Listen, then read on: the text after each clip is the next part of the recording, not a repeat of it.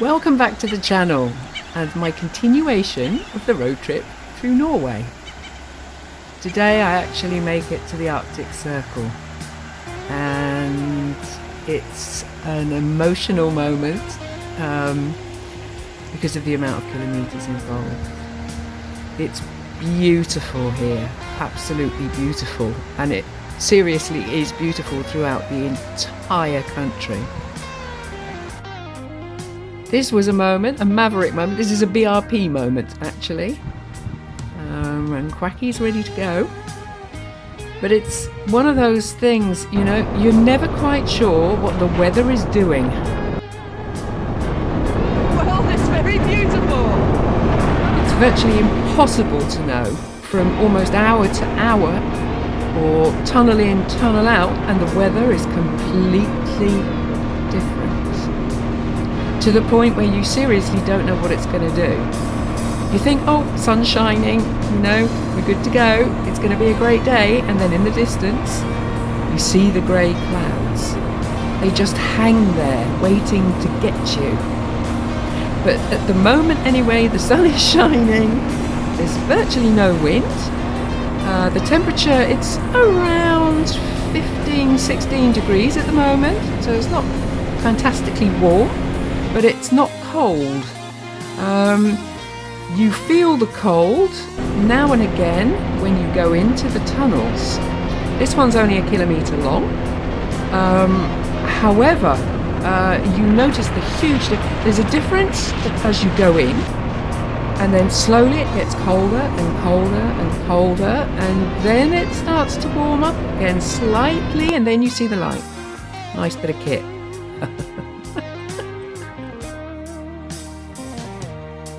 At this point, I've got around 200 kilometres behind me. The weather's still with me. Oh, I can't believe how lucky I'm getting. Look at that. And doesn't it make a difference when the sun is shining? It just lights the place up, you know? And it's just a pleasure to ride compared to yesterday. So, yeah, I mean, it's difficult to put it into words, really. You can't play God, you can't change the weather. Or I can't, anyway. It's fantastic riding here, and this experience is something I will probably never, ever forget, ever. I'm just so glad I made the decision to do this as a second attempt, failed last year, and have in one way or another got lucky, I think. It's probably early days, I shouldn't say that because the weather changes here so quickly. But it's so beautiful, and I never actually thought I would get to see any of this. So the whole trip's emotional, really. You know, it is a dream come true to be here, and I mean, I would love the idea that I could do this every year, but the world's a big place, and I'm just so glad I made the decision to do this now.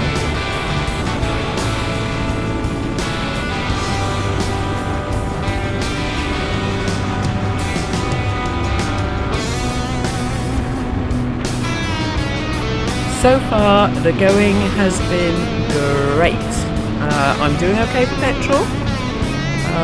The weather is with me, and my first target is actually now in sight. I never quite thought how far I would get with this trip. The fact that I've got as high as I have been, I mean, now heading towards Narvik, well, north anyway. Like so many others, this guy I had 3 conversations with at different petrol stations. We kept playing cat and mouse all the way up. But saying that,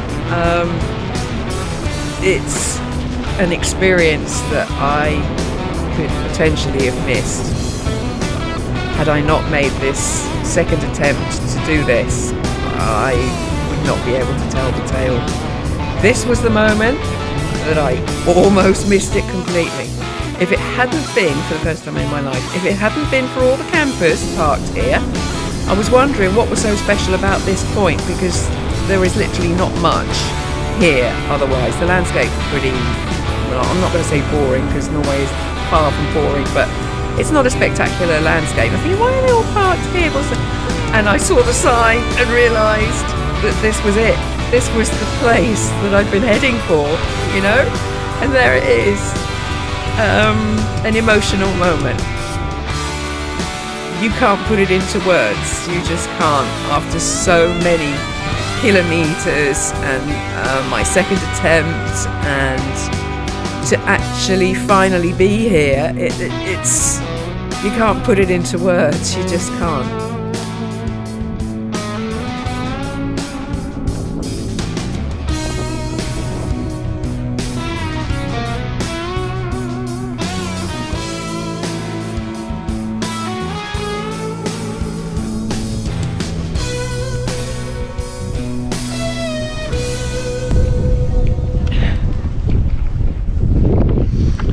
Done it. I've done what I said I was going to do.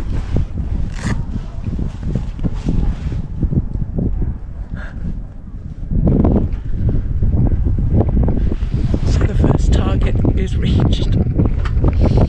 Wow. Anything is possible. And just to give you a little bit of a look around what's here, this is the Arctic Circle in the summer. Just to give you an idea of timing, I was actually here in July, and this was right on I think it was the 31st of July or the 1st of August.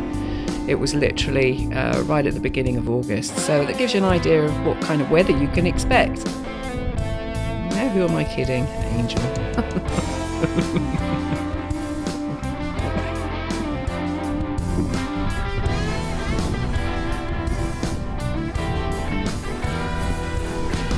For those that have never seen it before, this is the biker culture of stickers. Yes, it's like putting a flag in the ground, having claimed new land. It's like a milestone thing. Yeah, we were here. Stick. And just like many of the mountain passes, all of those signs get scraped clean every year. Pretty much. So the sticker is only good for a year. I've noticed that in a lot of places as well. In Switzerland, on top, Ryker, Suston, Grimsel, all those kind of passes, every single signpost is covered in stickers to the point where sometimes you can't even read where you are.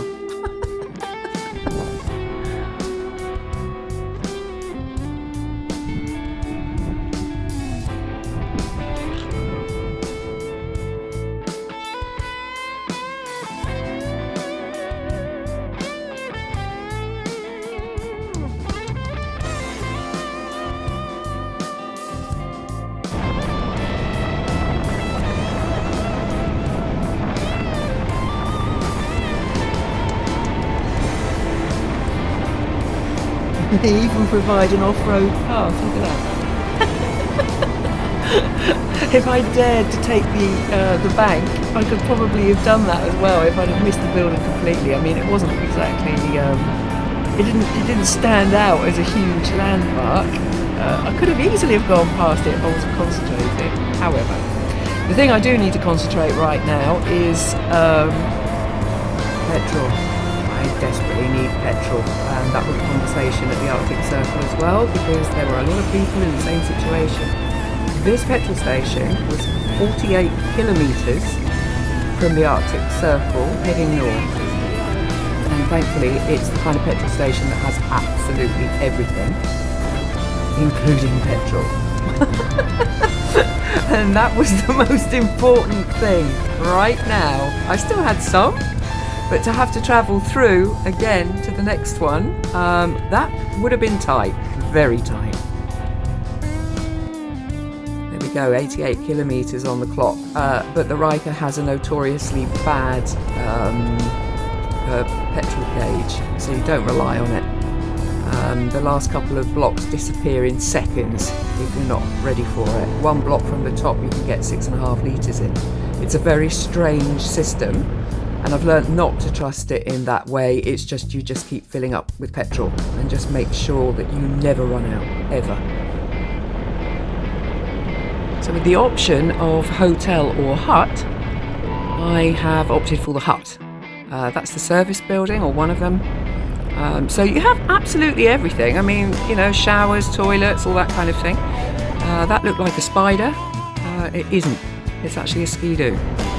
That's the funny thing here. There are a lot of Can-Am dealers, but not for Spiders and Rykers.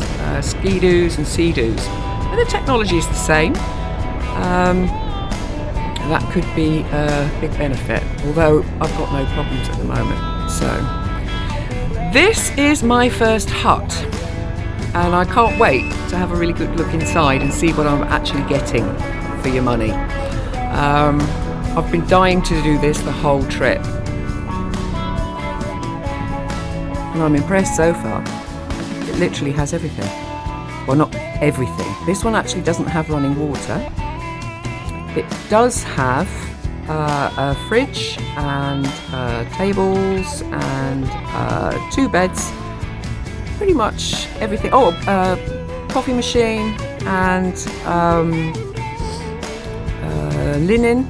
You know, you don't need a sleeping bag or anything. So that kind of thing. It's all available. You know, and better than putting up a tent and having to pack up a wet tent in the morning to move on because you're only here for one night. This is a much better option. It's warm because it's quite cold at night. It's, you know, local for the roads. It's easy. You know, they're all available. They know that these things are geared up for travelling, one-nighters. Well, this was the first occasion where that sun went down, but it didn't get dark. So my first lesson about this Arctic Circle malarkey is that you realise that if you're going to seek accommodation, it's better to be away from the road. Because once it doesn't get dark anymore, people are using the extra daylight to travel. It's quieter on the road. Well, I mean, it's quiet on the road here anyway, but it's quieter in the evening because obviously a lot of people are trying to keep the normal pattern of going to bed at the normal time and getting up early and travelling. Only up here, you don't really have to do that, especially if you've got your own tent or accommodation, you know, camper van, whatever. You've got your own accommodation, because what I found not using a tent and not having my own accommodation is that you have to stick to check-in times.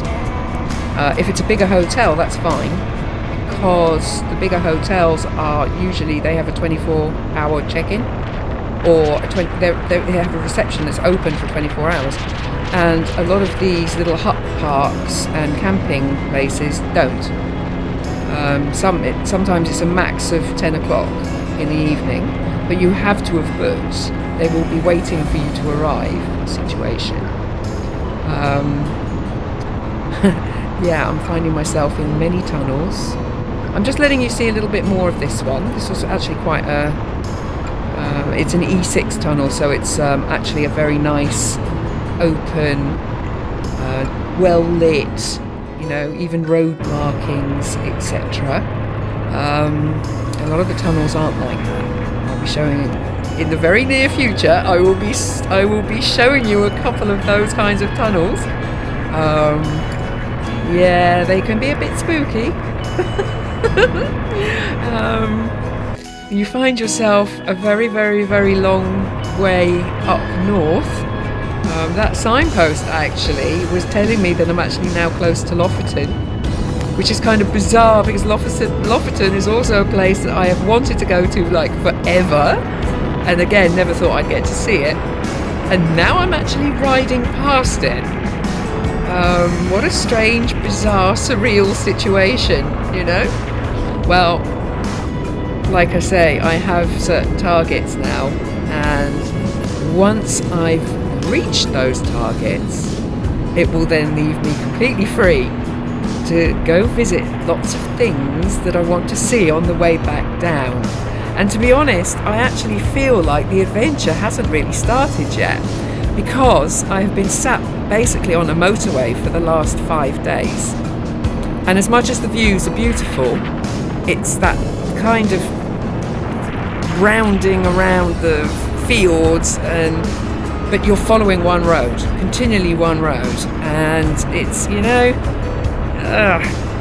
so the adventure for me will really start once I'm off the E6, and I can't wait.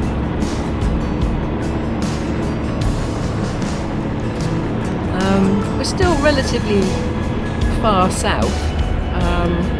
The only livestock I've seen so far are sheep.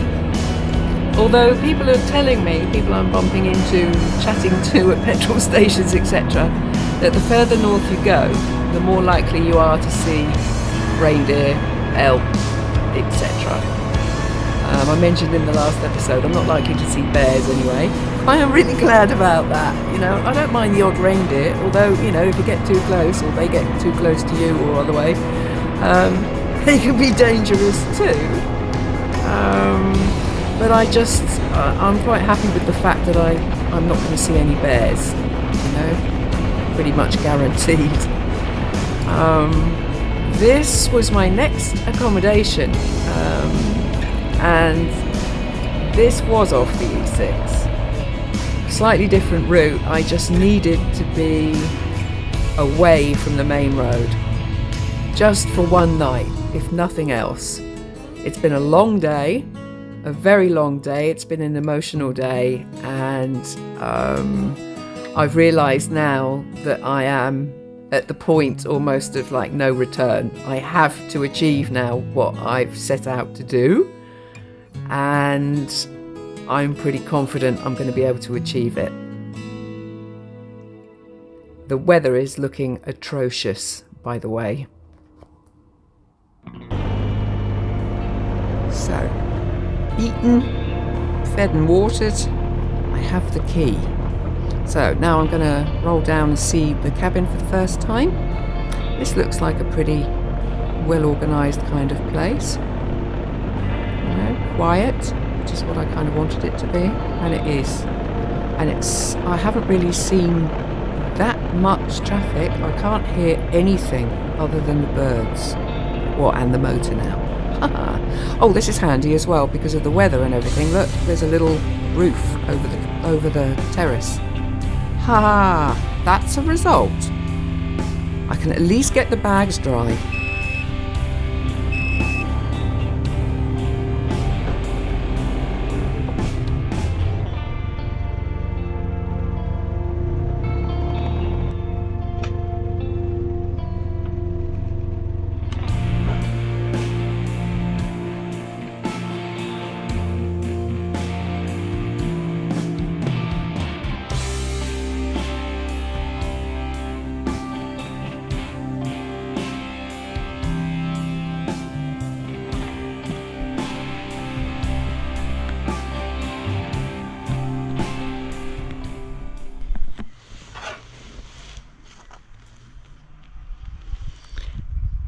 I am so glad to be here. I have just had 300 kilometers in the rain. Even if it's paradise, that was heavy going. Beautiful but heavy going, and all I want is the sun, and hopefully tomorrow and for the next couple of days I will be seeing the sun. It's hopeful. You can't guarantee, but that's what I want. This is absolutely beautiful, but I've had enough of the rain. I think we all have, right? So here we are. I'm going to get settled in. I'll show you the cabin later.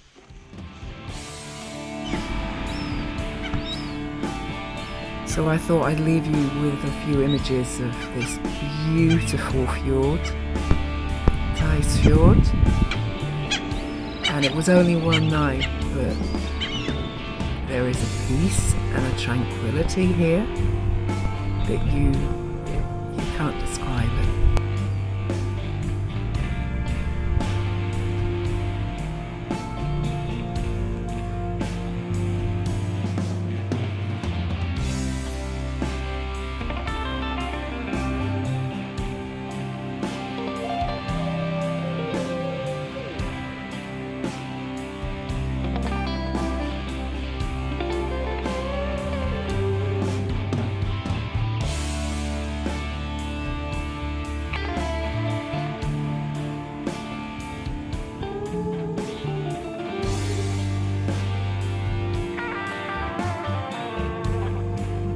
So in the next episode, I will be taking my first boat.